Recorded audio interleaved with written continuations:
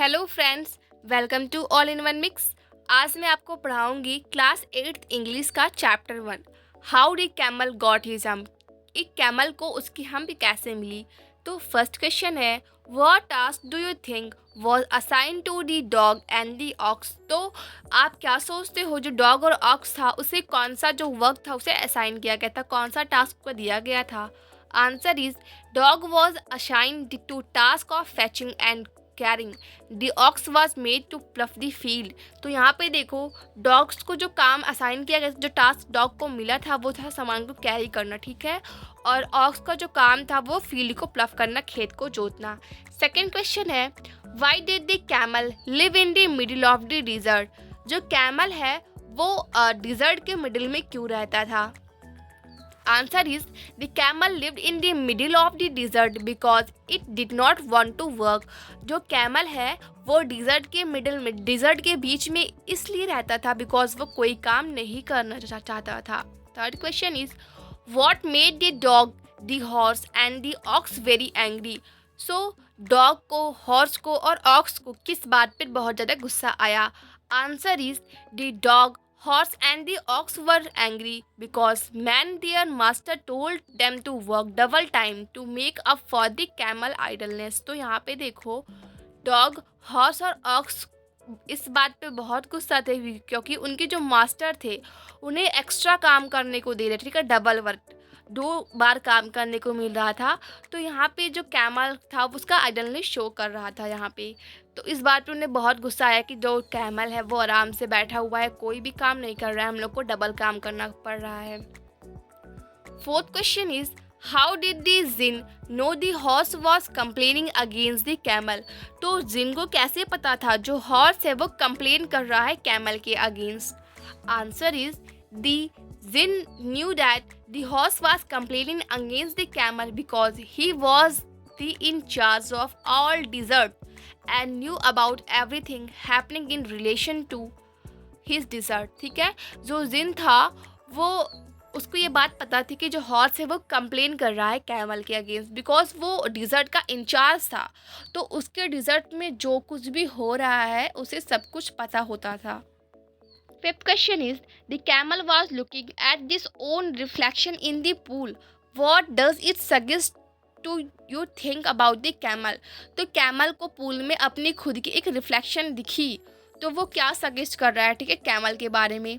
Answer is the camel's looking at his own reflection in the pool so that he was vain of his gains look especially his back, he was looking into water to admire himself। तो जो camel है वो अपनी reflection को pool में देख रहा है, ठीक है।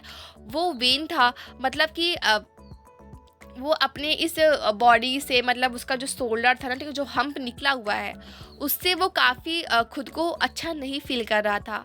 Six question is, the camel said hump repeatedly, how didn't affect him. जो कैमल था वो बार बार हम्प, ठीक है, ये वर्ड बोल रहा था, तो वो ये वर्ड कैसे उसको अफेक्ट करते हैं।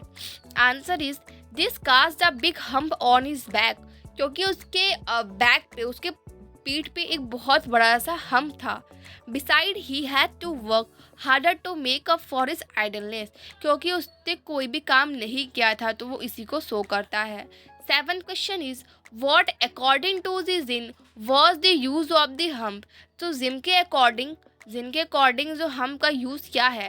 According to the djinn, the purpose of the hump was that it would remind the camel that he had missed 3 days, the camel would be able to work for 3 days without eating। so यहाँ पे देखो, जिनका according जो hump है वो ये याद दिलाएगा कैमल को कि उसने 3 दिन काम नहीं किया है। वो 3 दिन तक उसे कुछ खाने को भी नहीं मिलेगा, ठीक है। वो इसको रिमाइंड कराएगा बिकॉज 3 दिन तक उसने काम नहीं किया है। और जो वूट होते, जो कैमल होते हैं ना, वो एक्सेस फूड को खा लेते हैं और वो कई दिनों तक फूड खाते नहीं है, क्योंकि वो जो फूड होता है वो अपनी एनर्जी को हम्प में ही स्टोर करते हैं। वो 2 to 3 डेज कुछ भी नहीं खाते हैं, ठीक है। तो इसी वजह से जिन ने कहा वो उसको इस बात का याद दिलाएगा। 8th question is, he has never yet learned to behave in the light of this, what is the writer opinion about the camel। यहाँ पे राइटर का ओपिनियन क्या है कि स्टोरी में कि जो कैमल है उसने कुछ सीखा कि नहीं। Answer is the Jinn had said to the camel that when he would learn to behave properly and would compensate the loss of 3 days' work, the hump would be vanished. But even today, the camel has a hump. Sorry, यहाँ पे hump होगा which prove that he has not yet learn to behave. So जिन ने कहा जिस दिन camel ये सीख जाएगा कि वो कैसे प्रॉपरली से बिहेव करना है, वो अपने वर्क को प्रॉपरली करना सीख जाएगा, ठीक है, और फिर उसी दिन उसका जो ये हम्प है वो गायब हो जाएगा. लेकिन अगर उसने ये ऐसा नहीं किया, ठीक है, उसने अगर अपने बिहेवियर में चेंजेस नहीं लाए, तो उसका जो हम्प है वो हमेशा के लिए रहेगा और उसको ये बात को बार बार याद दिलाएगा. सो यहाँ पे कुछ ग्लोसरी हैं, आप लोग याद कर सकते हो.